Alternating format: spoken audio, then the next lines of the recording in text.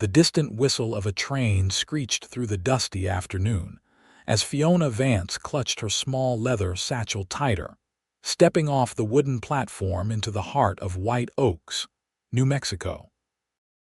The year was 1878, and the promise of a new beginning pulled her forward, despite the ache of exhaustion that had settled deep in her bones after 3 days of travel from St. Louis. At 22, with nothing but a teaching certificate and fierce determination, she had answered an advertisement for a schoolteacher position that promised respectability and independence, 2 things she desperately craved after fleeing the suffocating expectations of her family. "First time in White Oaks, miss."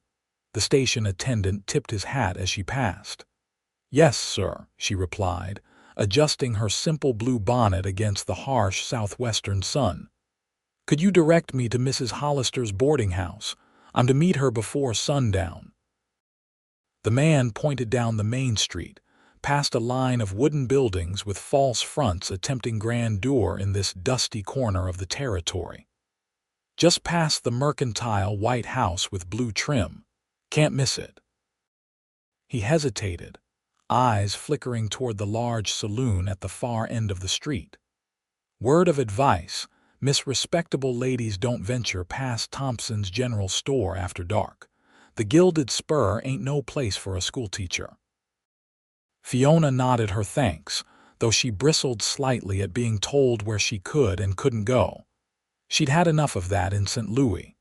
Still, she was practical enough to recognize good advice when she heard it. The last thing she needed was to damage her reputation before even starting her position. The late afternoon sun cast long shadows across the wide dirt street as Fiona made her way toward the boarding house. White Oaks had sprung up almost overnight after gold was discovered in the nearby hills, and it showed in the hastily constructed buildings and the mix of people bustling about. Miners with dirt-streaked faces, merchants in their shirt sleeves, a few women in calico dresses hurrying to finish their shopping before sunset, and cowboys, their spurs jangling as they sauntered down the wooden sidewalks. One such cowboy caught her eye as he emerged from the livery stable. Tall and broad-shouldered, with a confident stride that suggested he knew his place in the world. Unlike many of the rough-looking men she'd seen since arriving in the territory, he moved with a quiet grace, handling his dappled gray horse with gentle hands despite his obvious strength. His face was partially obscured by the brim of his well-worn hat, but she caught a glimpse of a strong jaw shadowed by stubble when he turned to speak to the stable boy. Fiona quickly averted her eyes when she realized she was staring. A proper lady didn't gawk at strangers, especially not men whose lives were spent in the saddle rather than in drawing rooms. She straightened her shoulders and continued toward the boarding house, pushing away the momentary distraction. Mrs.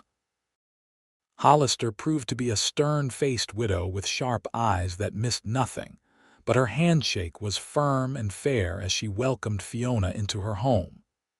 "School term starts in 3 days," she informed Fiona as she showed her to a small but clean room on the 2nd floor.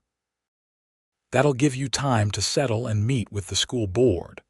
Breakfast at 6, dinner at noon for those who return for it, supper at 6 in the evening.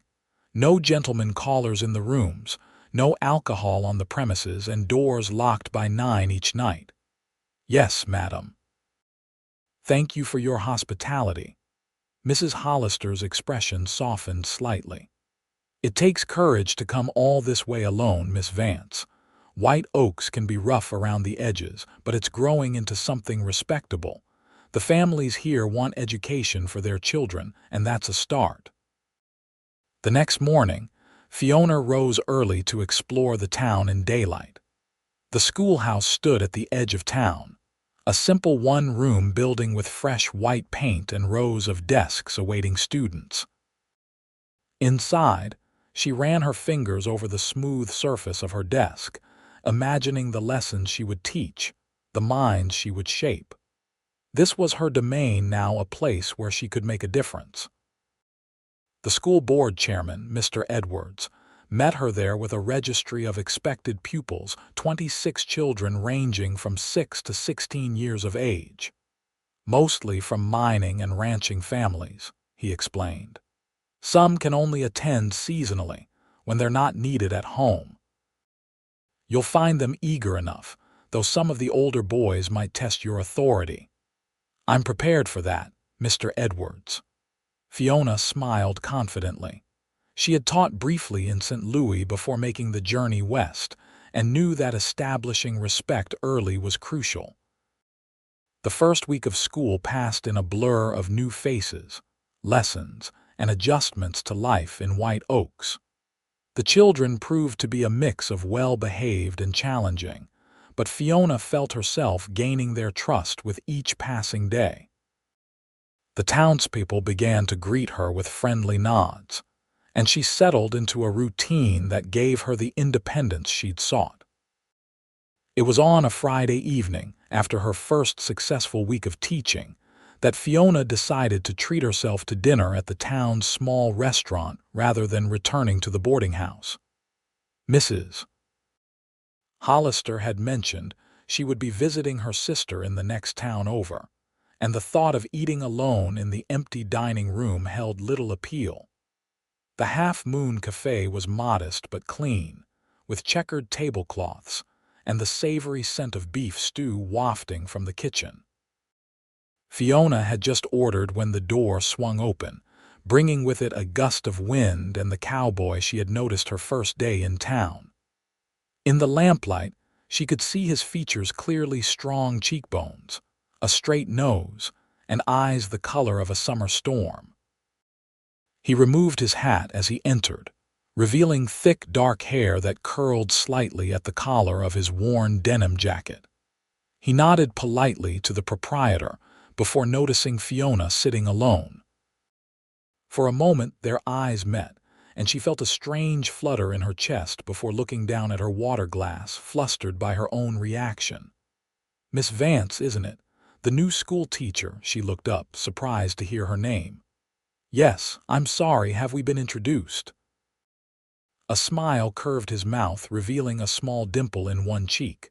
"No, madam, but news travels fast in a small town, Yorke Blackwell." He hesitated, then added, "My little brother Timothy is in your class." "Oh, Timothy," she smiled with recognition. "He's quite good with his numbers."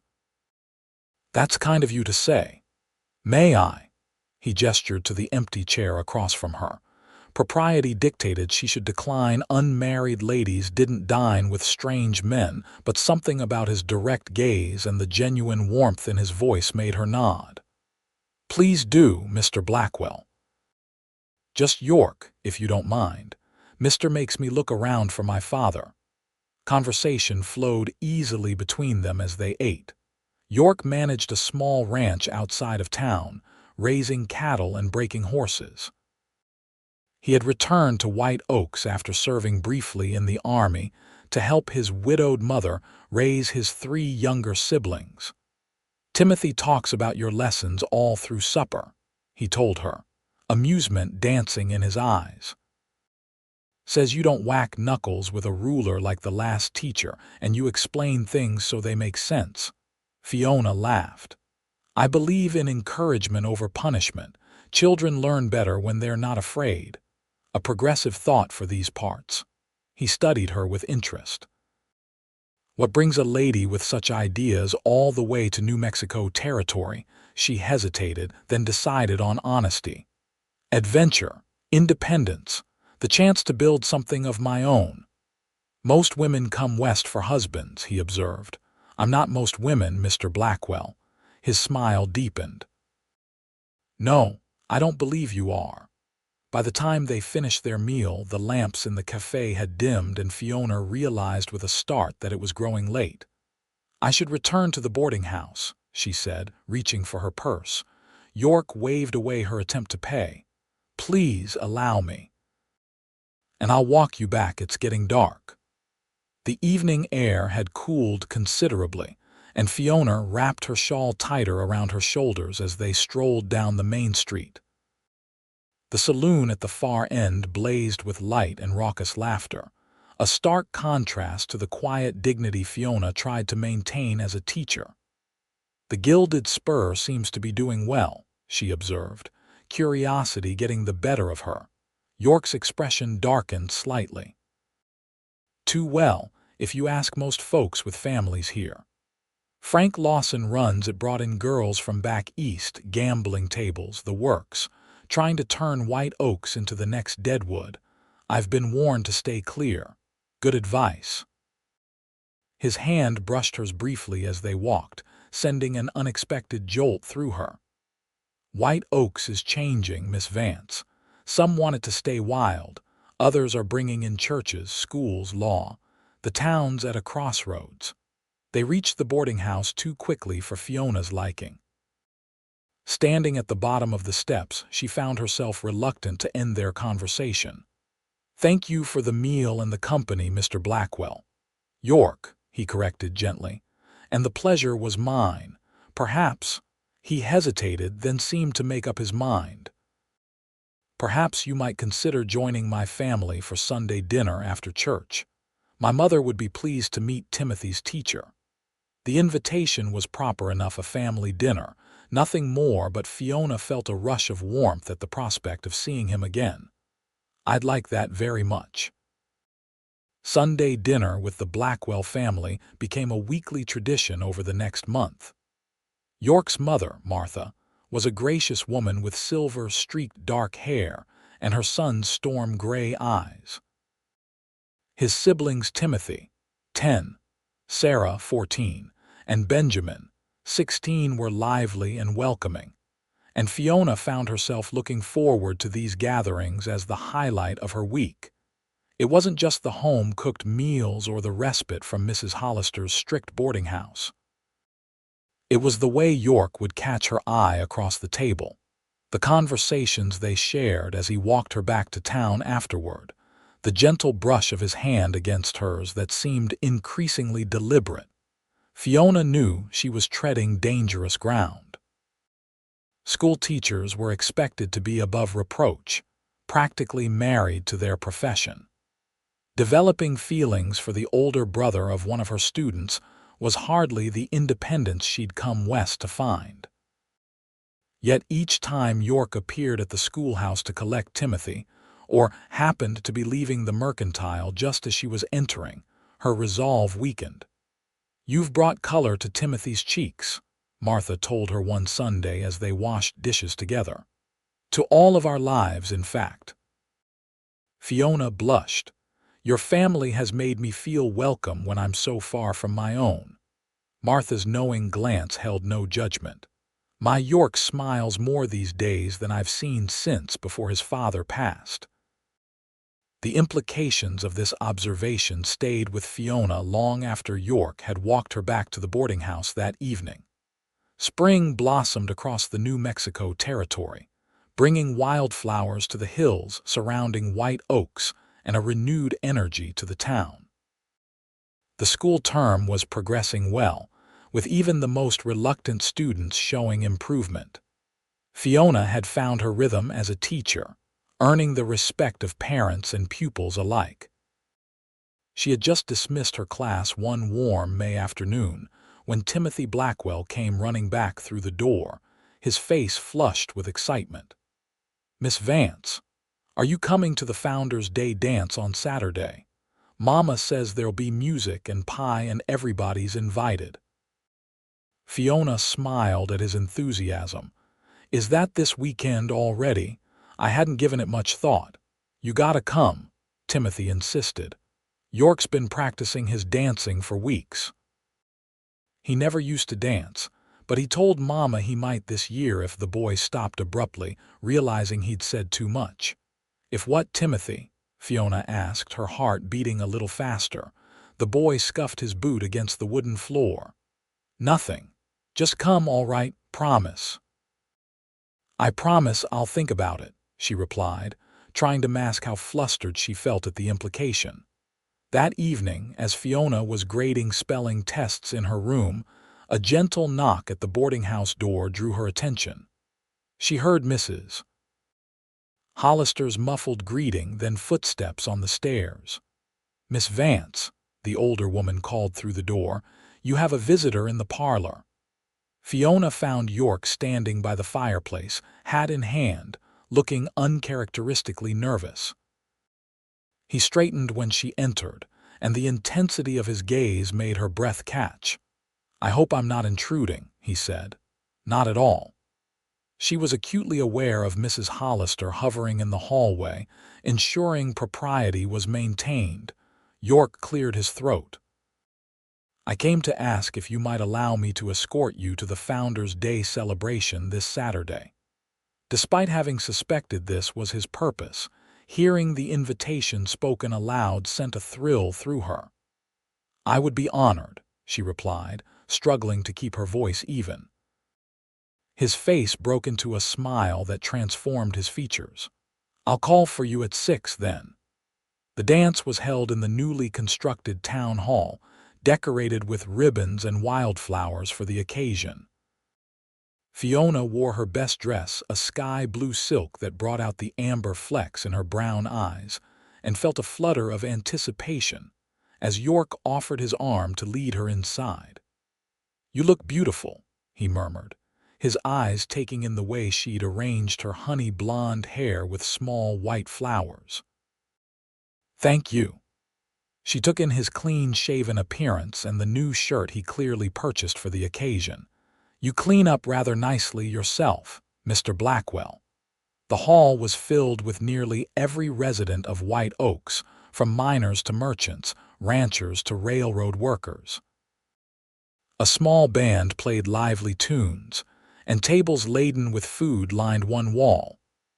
The atmosphere was festive and welcoming, a community celebrating its progress from rough mining camp to growing town.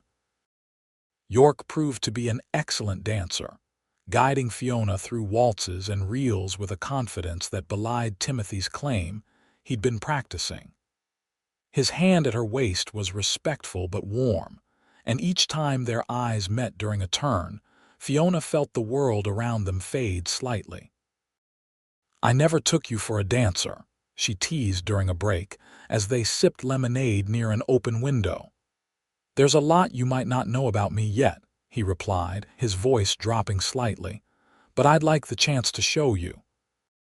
The simple statement, rich with implication, made her heart race. Before she could respond, however, a commotion at the entrance drew everyone's attention. Frank Lawson, owner of the Gilded Spur, stood in the doorway, flanked by two of his saloon girls. Dressed in flashy silks and too much rouge, they were a stark contrast to the modest attire of the other women present. Lawson himself cut an imposing figure, tall and broad, with a waxed mustache and expensive suit that spoke of his prosperity. His eyes scanned the room with the confidence of a man accustomed to commanding attention. "Don't recall inviting you, Frank," called out Joseph Edwards, the school board chairman who had organized the dance. Lawson smiled, though it didn't reach his eyes. "It's a town celebration, ain't it?" "Last I checked, the Gilded Spur pays more taxes than any other business in White Oaks." An uncomfortable silence fell over the gathering. While technically true, everyone knew the saloon's profits came from separating miners from their wages through whiskey, women, and rigged card games. "Let them stay," Martha Blackwell said, stepping forward with dignified calm. "This is a night for the whole town to come together. Perhaps Mr. Lawson and his employees would like to contribute to the refreshment table." The diplomatic solution allowed both sides to save face, though the tension remained palpable. The band resumed playing, but Fiona noticed Yorke watching Lawson with obvious distrust.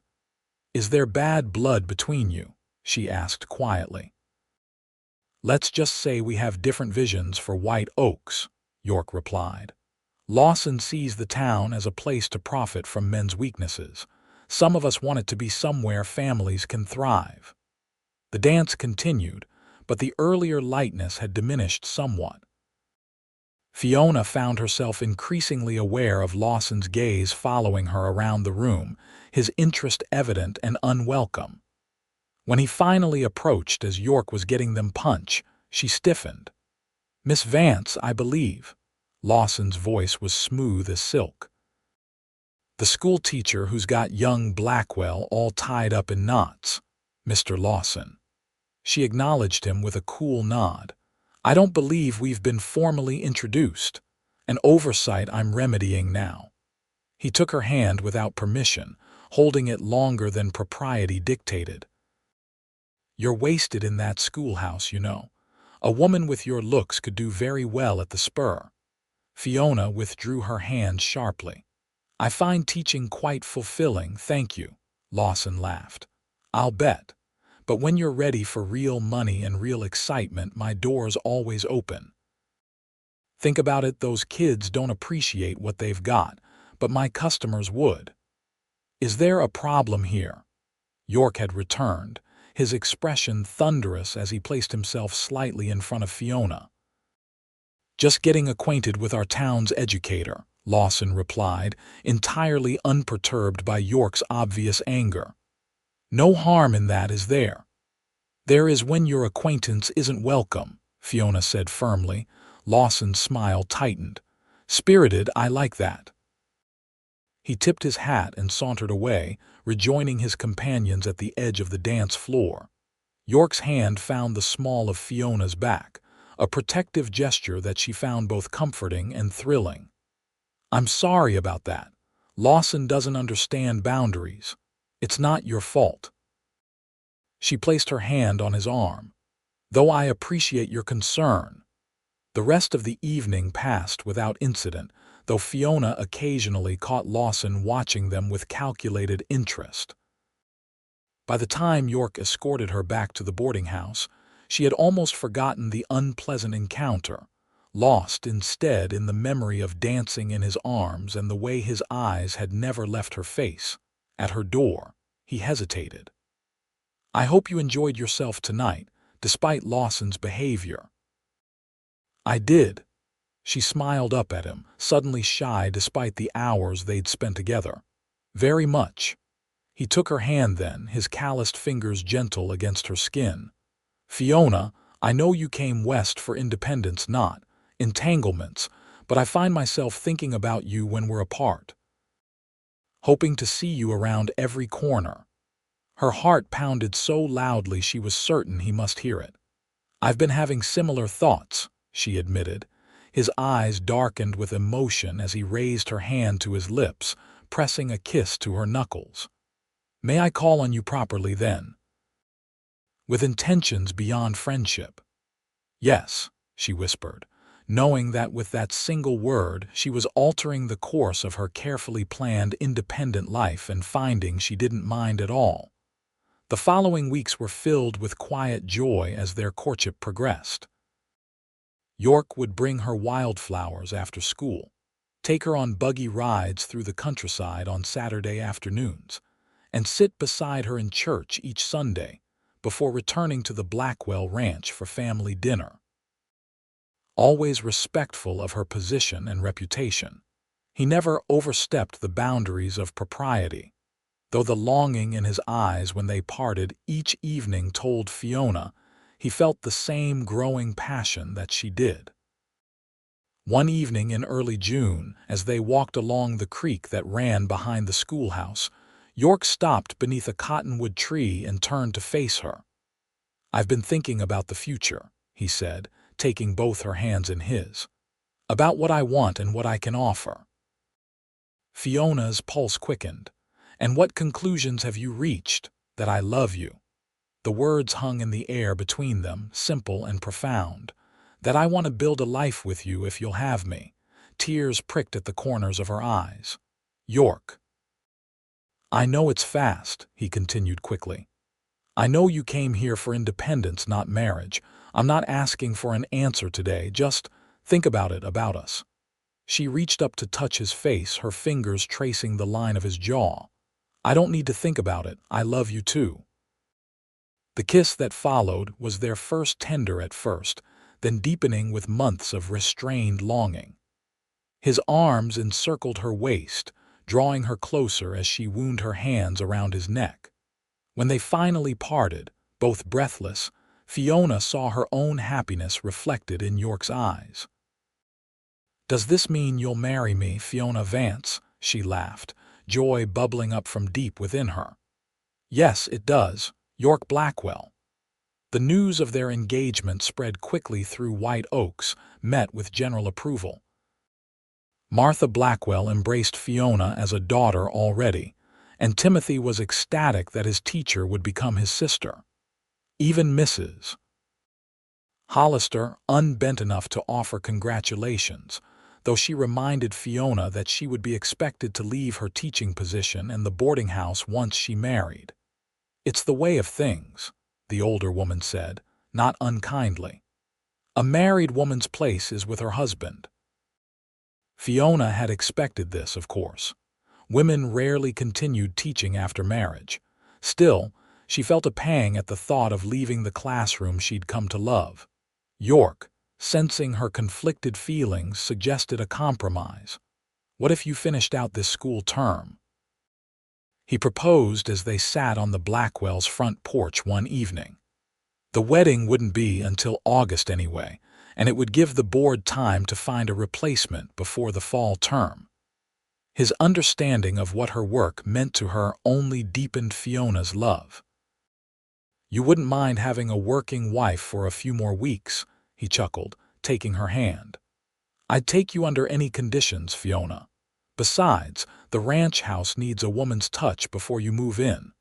Ma's offered to help get things ready while you finish teaching." Martha had decided to move into White Oaks once Yorke and Fiona married, taking a smaller house in town to be closer to the younger children's school.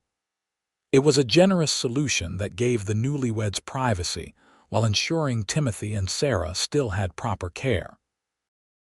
Only one shadow fell across their happiness: Frank Lawson's continued interest in Fiona. He had taken to appearing wherever she went in town, offering unwanted compliments and barely veiled propositions, despite her engaged status. His persistence was becoming increasingly uncomfortable. "You're making a mistake, tying yourself to a dirt-poor rancher," he told her bluntly one afternoon as she left the mercantile.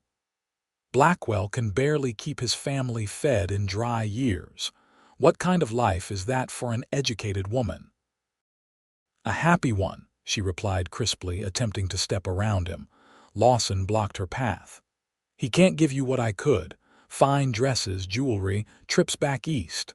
Mr. Lawson, I'm not interested in your offers, and I never will be." Fiona's voice was firm despite her racing heart. "Please respect that and leave me alone." His expression hardened. "You'll change your tune when you're stuck in that run-down ranch house with a passel of brats and no money for new books." Before she could respond, Yorke's voice cut through the tension. "Is there a problem here?" He approached from the direction of the bank, his posture rigid with controlled anger. Lawson's smile was cold. "Just offering some friendly advice to the lady. Marriage is a big decision, after all." "One she's already made," Yorke replied evenly. "Now step aside." For a moment it seemed Lawson might refuse, but then he shrugged and moved away. "Think about what I said, Miss Vance. My offer stands. For now." As June turned to July, the heat in the valley intensified, and so did the tension between Yorke and Frank Lawson. Rumors circulated that Lawson had expanded his operation, bringing in more girls and professional gamblers from back east.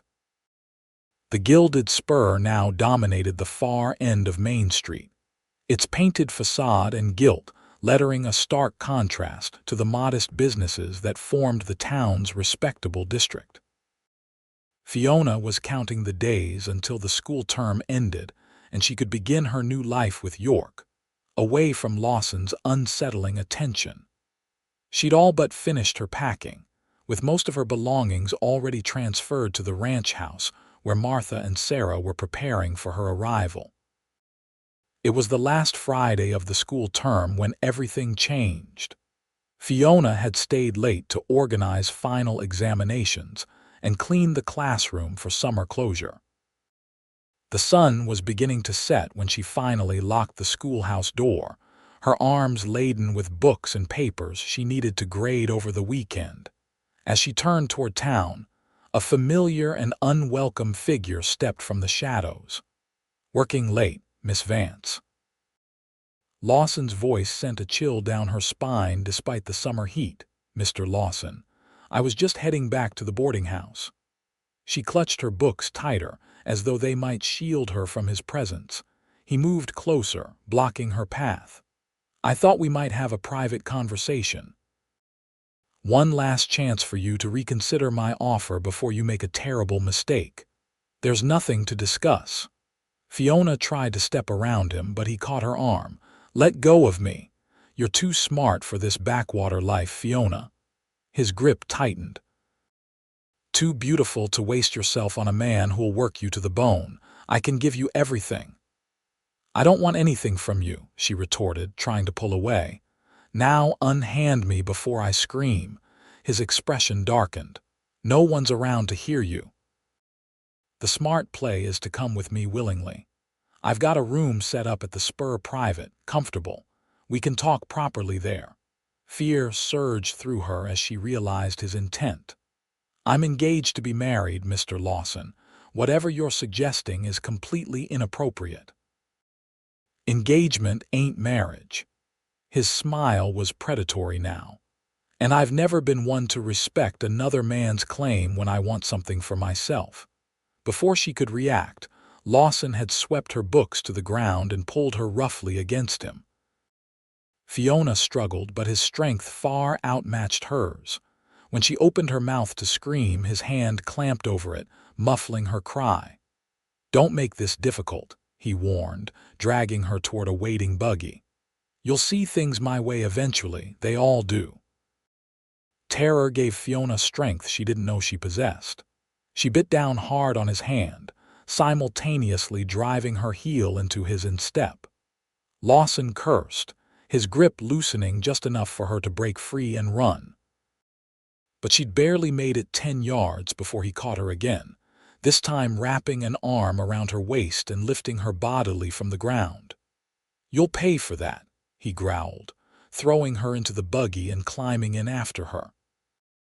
Before she could attempt another escape, he had the horses moving at a brisk trot toward the gilded Spur. Fiona's mind raced, searching for options. They were headed toward the busiest part of town.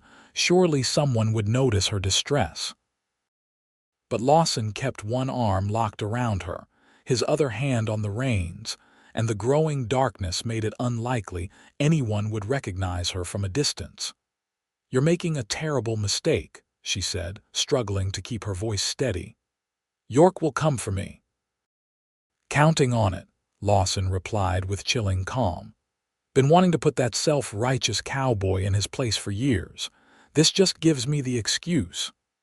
The buggy pulled up behind the gilded Spur, away from the main street and prying eyes. Lawson dragged Fiona inside through a back entrance, ignoring her continued struggles. The narrow hallway led past the kitchens and up a back staircase to the private rooms above the saloon. He pushed her into one at the end of the corridor, larger than she expected, with gaudy velvet furnishings and a large bed that made her blood run cold. "Welcome to your new accommodations," he said, finally releasing her only to lock the door behind them. "Not what you're used to, I expect, but you'll come to appreciate the luxury." Fiona backed away until she hit the wall. "You can't keep me here. People will look for me." "The sheriff," Lawson laughed. "Sheriff Doyle, he's probably downstairs right now enjoying my whiskey and my girls." "Man's got a weakness for both." "Yorke, then. He'll tear this place apart to find me." "That's the idea." Lawson removed his jacket and hung it on a hook by the door. "Blackwell shows up causing trouble. I have every right to defend my property. Maybe he gets hurt in the process, maybe badly. He shrugged. Tragic accident, of course, but then you'd be free to accept my more generous offer. The cold calculation in his voice made Fiona's skin crawl. This wasn't just about possessing her, it was about destroying Yorke as well. I'd never stay with you, she said fiercely. Never. We'll see. He checked his pocket watch. You've got time to think about it. Blackwell won't miss you till morning, most like. By then, you might decide being reasonable is the better option. He moved toward her, and Fiona pressed herself harder against the wall, heart hammering. But he merely reached past her to pull a cord that hung beside an ornate mirror. Moments later, a knock sounded at the door. Lawson opened it to reveal one of his saloon girls, a petite redhead whose heavily painted face couldn't quite disguise her youth. "Bring dinner for two," he instructed. "And tell Mac not to let anyone upstairs without my say-so." The girl's eyes flicked curiously to Fiona before she nodded and withdrew. Lawson locked the door again, then turned back with an appraising look. "Make yourself comfortable. It's going to be a long night." Hours passed in tense silence. Fiona refused the meal when it arrived, despite her growing hunger. She remained standing, unwilling to sit on either the bed or the single chair where Lawson had positioned himself, a glass of whiskey in hand as he watched her with unsettling patience. The sounds from the saloon below grew louder as the evening progressed: raucous laughter, tinny piano music, the occasional raised voice or breaking glass. Fiona strained to hear anything that might indicate Yorke had realized her absence and come looking, but there was nothing. Exhaustion began to take its toll. Her legs ached from standing so long, and fear had drained her energy. When Lawson finally rose and moved toward the door, she tensed. "I have business to attend to downstairs," he told her, adjusting his vest. "Don't bother trying the door, it locks from the outside, and the window's too small for anything bigger than a cat. I'll return later to continue our negotiation." The click of the lock behind him was both a relief and a reminder of her imprisonment. The moment he was gone, Fiona flew into action, searching the room for anything that might serve as a weapon or tool. The window, as Lawson had said, was barely large enough to fit her head through, and it overlooked a sheer drop to an alley 2 stories below. The furniture was solid and immovable. A small writing desk held nothing but blank paper and a dried-up inkwell. The washstand contained only a pitcher of water and a basin. Fiona's search grew increasingly desperate until her fingers found a hairpin that had fallen between the bed and the wall. It wasn't much, but it might be enough to attempt picking the lock. She had just begun working the pin into the keyhole when she heard raised voices in the corridor outside. Pressing her ear to the door, she could make out Lawson's angry tone and another, achingly familiar voice that made her heart leap. "Yorke," she whispered, then louder. "Yorke, I'm in here." "Fiona." His voice was closer now, urgent with concern. "Step back from the door." She barely had time to comply before a tremendous crash shook the entire frame. The door shuddered but held. Another crash followed, and this time the wood splintered around the lock. One more powerful kick sent it flying inward, revealing Yorke silhouetted in the doorway, his expression a mixture of relief and fury. "Are you hurt?" he demanded, crossing to her in 2 long strides. "No, I'm—" She didn't finish before he pulled her into his arms, holding her so tightly she could feel his heart hammering against her cheek. "I thought I'd lost you," he murmured into her hair. "When you didn't return to the boarding house, and Mrs. Hollister said you'd never arrived." A movement in the doorway drew their attention. Lawson stood there, flanked by 2 burly men, the saloon's bouncers. His earlier composure had vanished, replaced by cold anger. "Breaking and entering is a crime, Blackwell," he drawled. "So is destroying my property." Yorke released Fiona only to position himself between her and the door. Kidnapping is a worse one. The sheriff isn't here, Lawson finished. But plenty of witnesses downstairs saw you force your way in, causing a disturbance in my establishment. He gestured to his men. Remove him. The bouncers moved forward, but Yorke was ready. The first punch sent one staggering backward, but the second man landed a blow to Yorke's ribs that made him grunt in pain. Fiona grabbed the water pitcher from the washstand and brought it down on the attacker's head with all her strength. It shattered, soaking the man and momentarily distracting him enough for Yorke to drive a fist into his jaw, dropping him to the floor. Lawson, seeing his men dispatched so quickly, reached for the gun at his hip. But Yorke was faster, crossing the space between them in 2 strides and knocking the weapon from Lawson's hand before he could aim it. The saloon owner found himself pinned against the wall, Yorke's forearm pressed against his throat. "Give me one reason I shouldn't kill you right now," Yorke growled, his voice so low and dangerous that Fiona hardly recognized it. "Because I'm not worth hanging for," Fiona said, placing a gentle hand on his arm. "He's not worth it, Yorke." For a moment she thought he wouldn't listen. The rage in his eyes was terrifying in its intensity. Then, slowly, he eased the pressure on Lawson's throat, though he kept him pinned. "You're right, he's not." Yorke's voice was steadier now, "but he is going to face justice." Lawson laughed, though it sounded strained. "What justice?" "Sheriff's in my pocket. Town council won't move against me. I employ half their sons. Face it, Blackwell, you've got nothing. He's got us." The new voice came from the doorway, where Martha Blackwell stood with Timothy and Joseph Edwards, the school board chairman. Behind them were at least a dozen more townspeople, all looking grim and determined. "What's this?" Lawson sneered, though uncertainty had crept into his expression. "This is White Oaks deciding what kind of town it wants to be," Edwards replied, stepping forward. When Yorke came looking for Miss Vance and heard she'd been taken to the spur, he didn't come alone. He gathered people who care about the future of this community. "We've been too tolerant of your business practices, Frank," added Reverend Miller, emerging from the crowd. "Turning a blind eye to the gambling, the liquor, even the girls. But kidnapping a respected teacher crosses a line none of us can ignore." Lawson's face darkened with rage. "You sanctimonious hypocrites. Half of you have spent your wages in my establishment. You need me and my business." "Not anymore," Edwards said firmly. "The town council met in emergency session tonight.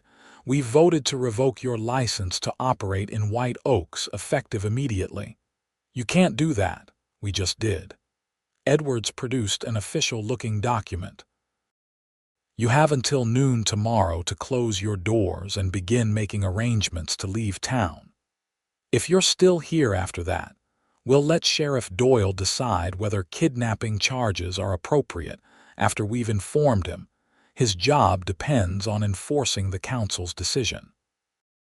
Yorke finally released Lawson, who slumped against the wall, his face a mask of thwarted fury. "This isn't over, Blackwell." "Yes, it is." Yorke took Fiona's hand. "We're leaving now, and if you ever come near my wife again, there won't be enough men in this territory to stop what I'll do to you." The crowd parted to let them through, many reaching out to touch Fiona's arm or shoulder in silent support as she passed. Timothy rushed forward to hug her tightly around the waist, his small face streaked with tears. "I was so scared," he admitted, "but Yorke said we'd find you no matter what." "Your brother is a man of his word," Fiona replied, ruffling his hair affectionately. Outside, the night air felt impossibly sweet after the stifling confines of the saloon room. Stars blazed overhead in a velvet sky, and for the first time since Lawson had grabbed her, Fiona felt like she could breathe properly again. Yorke hadn't released her hand, his grip firm as though he feared she might vanish if he let go. "Are you sure you're all right?" he asked, his voice rough with emotion. I am now. She leaned against him, drawing strength from his solid presence. How did you know I was missing so quickly? Timothy went to the schoolhouse to help you carry your books like I'd asked him to. He found them scattered on the ground and ran straight home. Yorke's arm tightened around her shoulders. When we realized you hadn't returned to the boarding house either, I knew something was wrong. And you raised half the town to come looking, she said wonderingly. He gave a half smile that didn't quite reach his eyes. I'd have raised the whole territory if that's what it took. Martha approached them, concern etched in her face. You should come home with us tonight, Fiona. The boarding house will be locked up by now, and you need rest and family around you after such an ordeal. The idea of returning to her solitary room held no appeal, especially with the memory of Lawson's threat still fresh. Thank you, Martha. I'd like that very much. As they made their way to where the Blackwell wagon waited, Yorke kept his arm protectively around Fiona's waist. The crowd of townspeople followed for a while before gradually dispersing, returning to their homes with the satisfaction of having stood together against a threat to their community. I think White Oaks just decided what kind of town it's going to be, Fiona observed. Thanks to you, Yorke replied. It took someone worth protecting to make people take a stand. The night spent at the Blackwell ranch passed in a blur of relieved tears, hot tea, and the comforting presence of family. Martha insisted Fiona take her bed while she slept in Sarah's room, and though exhaustion pulled at her, Fiona found sleep elusive. Every time she closed her eyes, she felt Lawson's grip on her arm, saw the calculating coldness in his gaze. Near dawn, she gave up and wrapped a shawl around her nightdress, padding quietly to the kitchen for a glass of water. She found Yorke already there, sitting at the table with a cup of coffee, staring into its depths as though seeking answers. He looked up at her entrance, fatigue evident in the shadows beneath his eyes. Couldn't sleep either. She shook her head, pouring herself water before joining him at the table. Every time I try, I see his face. Yorke's hands tightened around his cup. I should have killed him. No. She reached across to touch his arm. That would have destroyed you, and it would have given him a kind of power over us forever. He hurt you, Yorke said simply, as though that explained everything, and perhaps it did. But he didn't break me. Fiona managed a small smile, and now the whole town knows what kind of man he really is. They sat in companionable silence for a while, the first light of dawn gradually illuminating the kitchen. Finally, Yorke spoke again, his voice hesitant. I've been thinking about our wedding plans. Fiona's heart sank. After last night's events, would he reconsider marrying her? Had the public scandal changed his feelings? Oh, I don't want to wait until August, he continued, his eyes meeting hers with an intensity that took her breath away. Yesterday, when I thought I might lose you, it made me realize how precious every day is. How much I want you by my side as my wife, not just my intended. Relief and joy flooded through her. What are you suggesting? Marry me next week. He took her hands in his thumbs tracing gentle circles on her skin. The ranch house is nearly ready. Reverend Miller could perform the ceremony on Saturday. It wouldn't be elaborate, but yes, she interrupted, squeezing his hands. Yes, I'll marry you next week. His smile transformed his tired face. You're sure? You wouldn't mind a simpler wedding? All I need is you, she told him honestly. After yesterday, waiting another month seems unbearable. He leaned across the table then, cupping her face gently before kissing her with a tenderness that brought tears to her eyes. When they parted, he rested his forehead against hers. I promise you, Fiona Vance, that I will spend every day of our lives together making sure you never regret that decision. True to Yorke's prediction, Frank Lawson and his entourage departed White Oaks the following day. their wagons laden with furniture and liquor as they headed west toward the next boomtown. The gilded spur stood empty, its gaudy facade already beginning to fade in the relentless New Mexico sun. Word of the hasty wedding plans spread quickly through the small community, and to Fiona's surprise, the town rallied around them with enthusiasm. The school term had officially ended, freeing her to focus on preparations. Martha and Sarah took charge of the practical arrangements, while Fiona's students and their mothers organized decorations for both the church and the ranch house. By Saturday morning, the simple white church at the edge of town had been transformed with wildflowers and ribbon streamers. Martha had altered her own wedding dress for Fiona, a cream-colored silk with delicate lace at the collar and cuffs that fit as though it had been made for her. "Something old and something borrowed at once," Martha said with misty eyes as she helped Fiona dress. "My John would be proud to see it worn again, especially by you." Sarah had woven wildflowers into Fiona's honey blonde hair, and Mrs. Edwards from the Mercantile had contributed a blue ribbon garter, something blue, for luck and fidelity. Something new. Martha hesitated, then withdrew a small box from her pocket. "This is from Yorke. He asked me to give it to you before the ceremony." Inside lay a delicate silver pendant in the shape of a star, suspended on a fine chain. A note in Yorke's bold handwriting accompanied it. "To remind you of the night sky you've brought into my life. All my love, why?" Tears pricked Fiona's eyes as Martha fastened the necklace around her throat. "It's perfect," she whispered. The church bells rang out at noon, calling the town to witness the union of their schoolteacher to Yorke Blackwell. As Fiona stood at the back of the church, her borrowed bouquet of wildflowers trembling slightly in her hands, she felt a momentary flicker of regret that no family from St.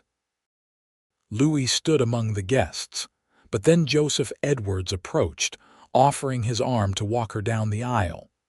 "It would be my honor, Miss Vance," he said kindly. "The whole town considers you one of our own now, and so she was."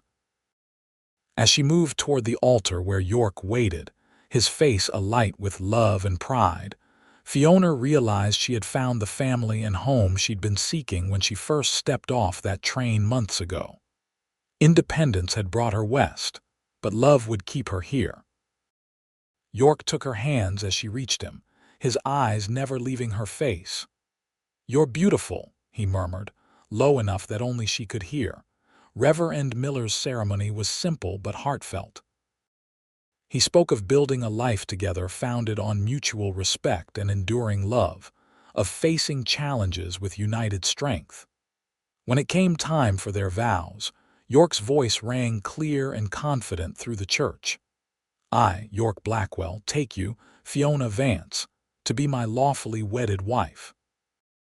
To have and to hold, from this day forward, for better or worse, for richer or poorer, in sickness and in health, to love and to cherish, until death do us part."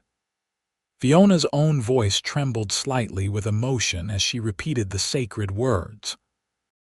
When Yorke slid the simple gold band onto her finger, another gift from Martha, resized from her own wedding set, she felt as though her heart might burst with happiness. "By the power vested in me, I now pronounce you husband and wife," Reverend Miller declared. "You may kiss your bride." The kiss was brief but tender, mindful of their audience yet filled with promise for later privacy.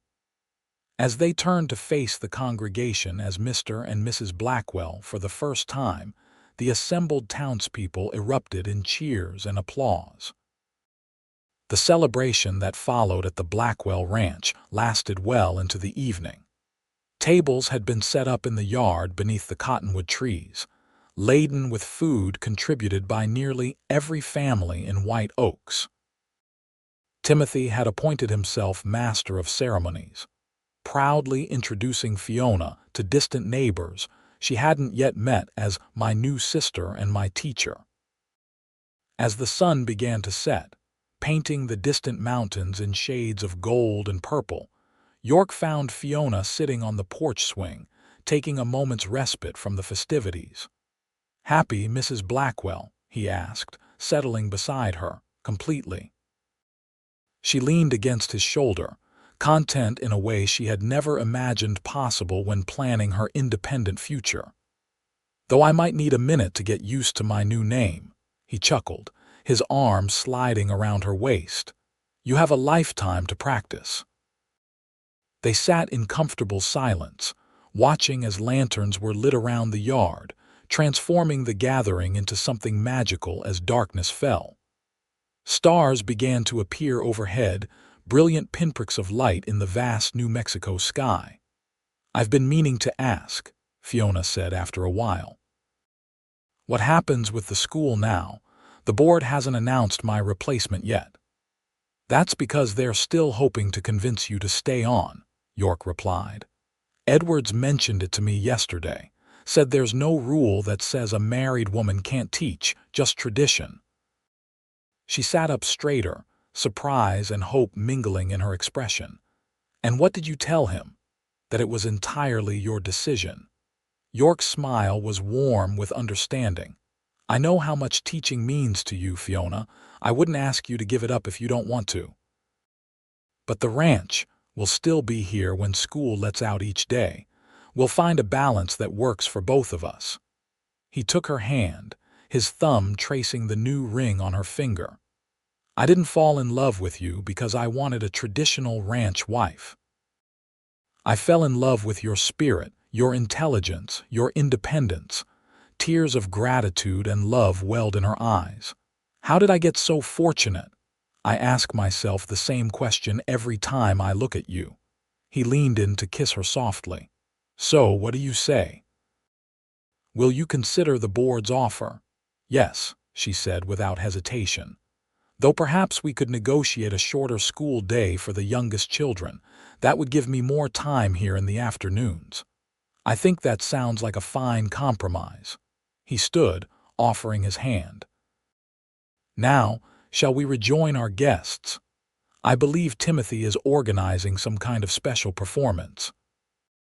The performance turned out to be Timothy and several of his classmates, singing a rather off-key but enthusiastic rendition of "Beautiful Dreamer" that had everyone applauding wildly when they finished.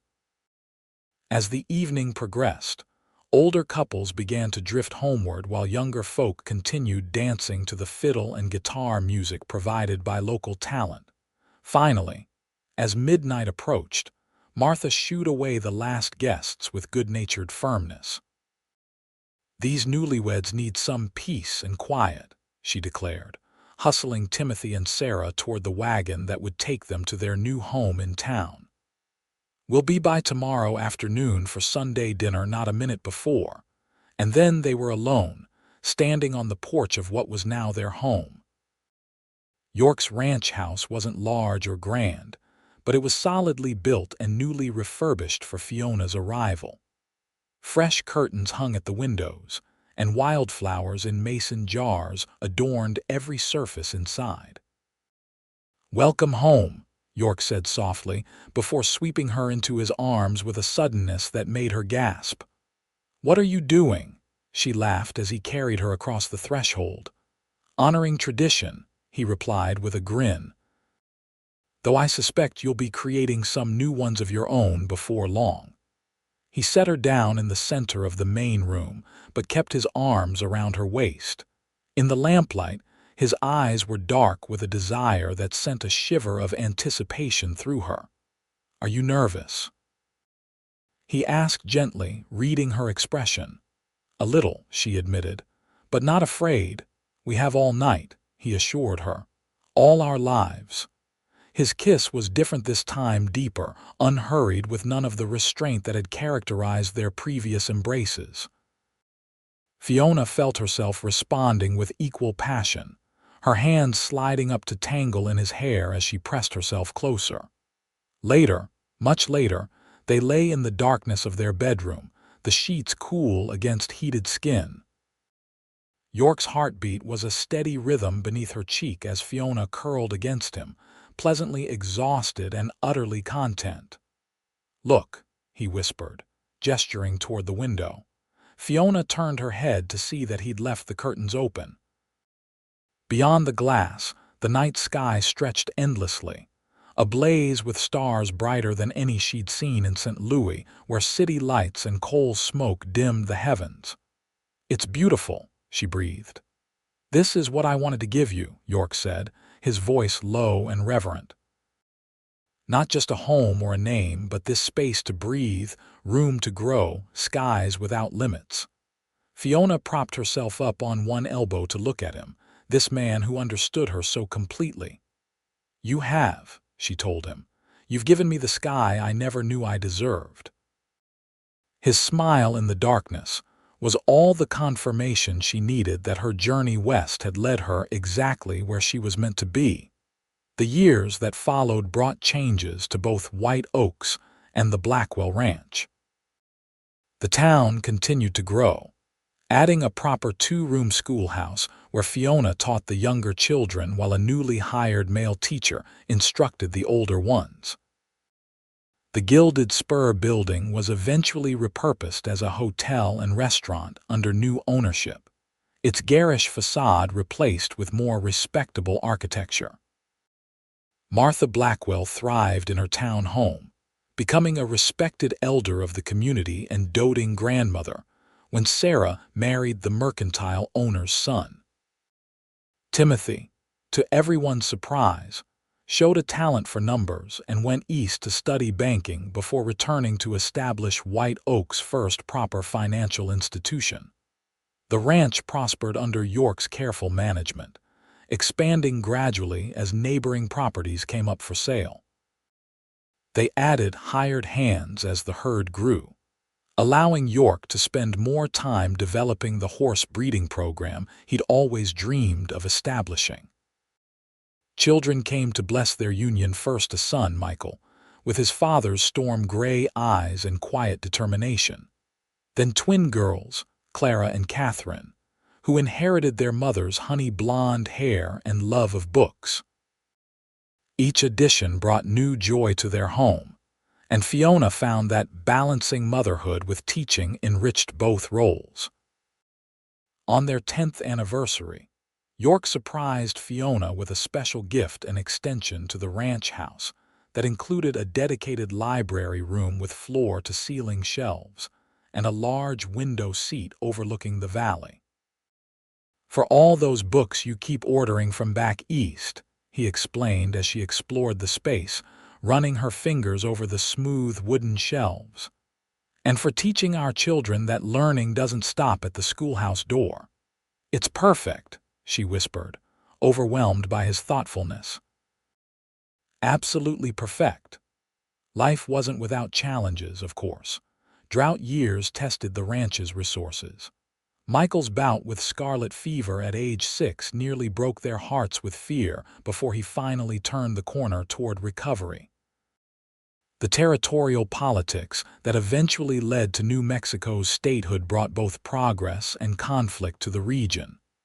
But through it all, they faced each challenge together, their partnership stronger for the trials they weathered. And each night, no matter how difficult the day had been, they would often find themselves on the porch after the children were asleep, looking up at the vast canopy of stars that had become a symbol of their enduring love. No regrets. Yorke would sometimes ask, his arm around her shoulders as they swayed gently on the porch swing. And Fiona would smile, remembering the young woman who had stepped off that train so many years ago, seeking independence and finding so much more. "Not a single one," she would reply, and know it was absolutely true, for in giving her the sky she deserved, Yorke Blackwell had also given Fiona the greatest gift of all, the freedom to be exactly who she was meant to be, not despite their love but because of it. And that was worth every step of the journey.